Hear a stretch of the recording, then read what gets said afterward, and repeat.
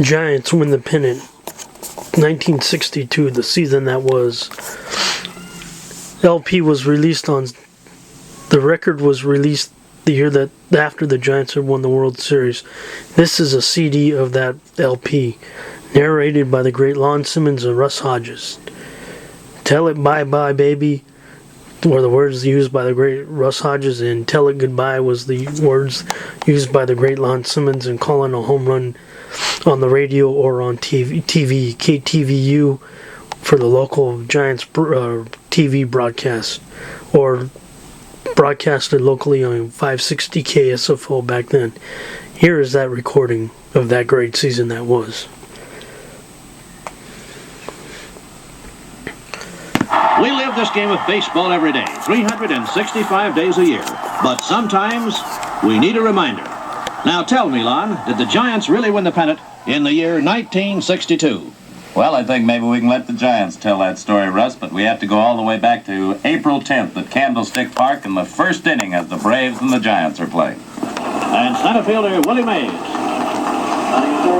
steps up to the plate now, and the fans here today are seeing something they've never seen.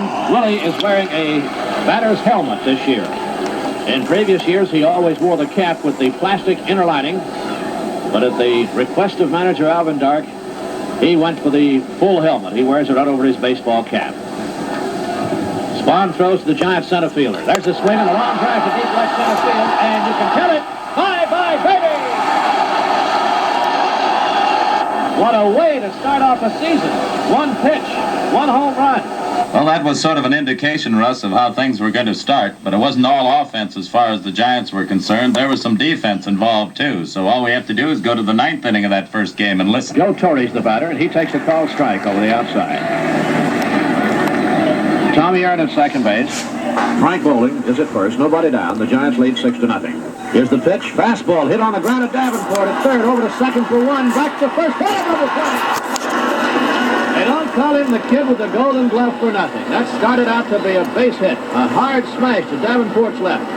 That is the only time today that Marichal has needed something extra in the way of support, and he really got it there. And then, still in April at Candlestick Park, after Mays hit a home run on the sixth off O'Toole, the Giants led 4-1 in Billy Pierce's first game.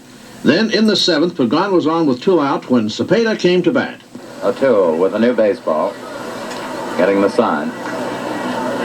Stretches, Pagan leads at first. There's the pitch, Pagan going again, and there's a long drive to left field, and you can tell that one goodbye. Orlando Cepeda gets his first home run of the year, a line drive over the left field fence, and the Giants now lead it by a score of 6-1. April 14th, Candlestick Park against the Cincinnati Reds. Score tied in the third inning, 4-4 with 1 out, back-to-back home runs. One down, bases empty, 4-4 ball game, bottom of the third. Next pitch to Cepeda. There's one. You can tell that goodbye. That's way out of here. Way back into the seats in left field as Cepeda gets his second home run.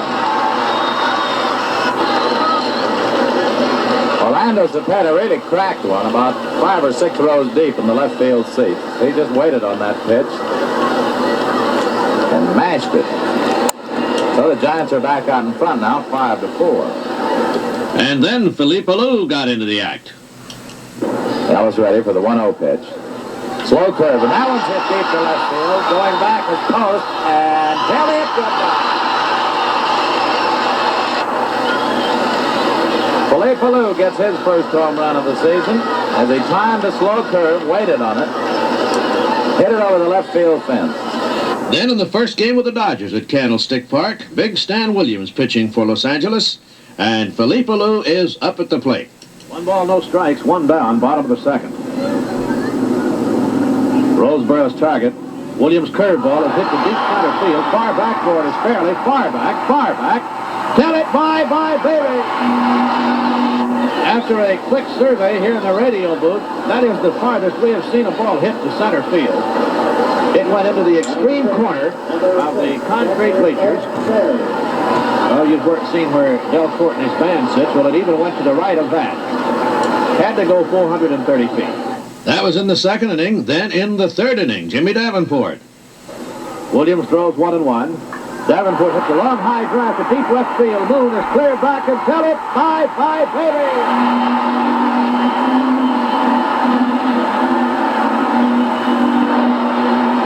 And more home runs to come. Willie Mays. Young left-hander Willard Hunter pitches to Willie Mays. There's a long high drive to deep left center field, and you can tell it. 5-5, baby.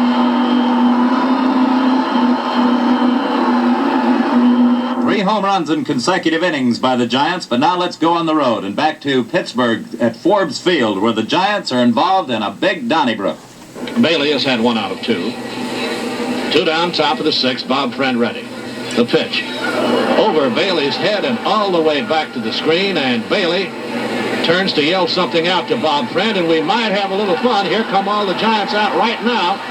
And now Leppert grabs up Bailey around the neck, and we've got a real good one going. We got a real good one going. Bob Friend tries to throw a punch at Bailey. That's Leppert. Leppert jumped on Bailey when Bailey's back was turned. Bob Friend, as you recall, hit Jack Sanford in the hand 2 seasons ago and sidelined him for 6 weeks. And that was a creaser if ever you've thrown one.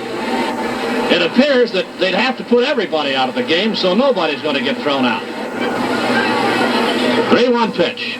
Swung on and belted a long way to deep right field, and that ball is going back. You can tell it. 5-5, baby. Ed Bailey, after being low-bridged, hits his 5th home run of the season. Way back into the lower deck of the right field stands. And the Giants lead 5-2. Well, that fight may have inspired the Giants. At least it inspired Don Larson, who came on in the 6th inning with one of the finest relief jobs of the year. 10 pitches and 3 outs against the Pirates. So there are 2 men down, and Roberto Clemente, who has been out with a virus out of the starting lineup tonight, is coming into pinch hit, and they really love this guy here in Pittsburgh. And they should. He delivers great ball flight. Now ready for the pitch by Larson. He throws to Clemente. Strike called, a fastball on the inside corner.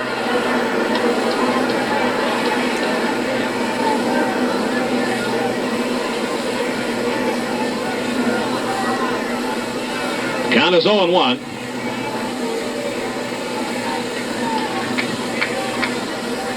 The stretch by Larson. The pitch to Clemente. Swung on and missed. Strike 2, a curveball.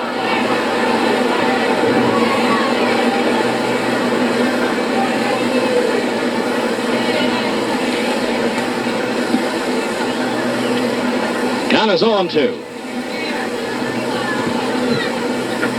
Stu Miller loosens for the Giants along with Dick LeMay. 2 on, 2 down, 2 strikes on the batter. The Giants leading 5-2 in the bottom of the 6th. As Larson has the sign from Bailey, who crouches low and outside. There's the pitch. He strikes him out swinging. Larson struck out the side on 10 pitch balls. 3 in a row to Leppert, 3 out of 4 to Mazeroski, and 3 out of 3 to pinch hitter Bob Clemente. So the pitchers, the regulars doing well, but until April 27th at Candlestick Park, not a single pinch hit for any one of the Giants who came off the bench to swing in the pinch. April 27th, Willie McCovey steps up with Davenport on at second base, and the Giants down by 2 runs. There's the stretch now as Davenport leads. The 1-1 pitch. A long drive to deep right field. That one is going back there, and tell it goodbye. Willie McCovey becomes the first Giant pinch hitter to deliver a hit, and it was a big one, a 2-run homer, and the Giants are back in it 4-4. Well, you sometimes have to get runs in bunches. The Giants could do that, as against the Cubs at Candlestick Park, Willie Mays got a hold of a big one. Davenport, Marichal, and Chuck Hiller all ready to head for the barn if Mays can connect. A 2-0 count as Larry's into the windup. The pitch. Mays sends a long high drive to deep left field. Williams is going far back, far back. Hit it, 5-5, baby, a grand slam. Well, Russ, you have to have the offense and the defense. And if you remember back to May 2nd at Candlestick Park against the Pittsburgh Pirates, the score tied 2-2 in the 6th, and Willie Mays at bat. Francis winding to throw to Willie. Long high drive to deep left field. Tell it, 5-5, baby. Well, that was the bye-bye baby, all right, Russ. But Chuck Hiller, playing at second base for the Giants in the '62 season, came up with some fabulous defensive plays. This ball game he saved with 2 out and 1 on in the 8th inning. Here's Bob Skinner. Now Cepeda and Bailey have a conversation with Juan Marichal as Big Bob Skinner is up here. He has homered, good for 2 runs on his bounce to the box on his last 2 times at bat in the 3rd and 6th. Always dangerous. He swings that big bat for you. The 1-0 delivery.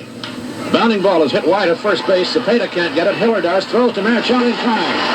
A fine play by Chuck Hiller.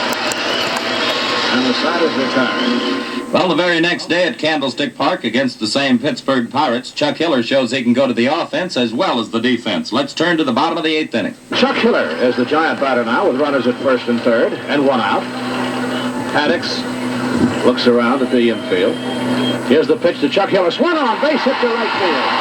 Davenport rounding second and holds as Pagan scores. Chuck Hiller finding a drive into right field for his 3rd hit. The Giants on top 5-4. That season, that was the season of '62.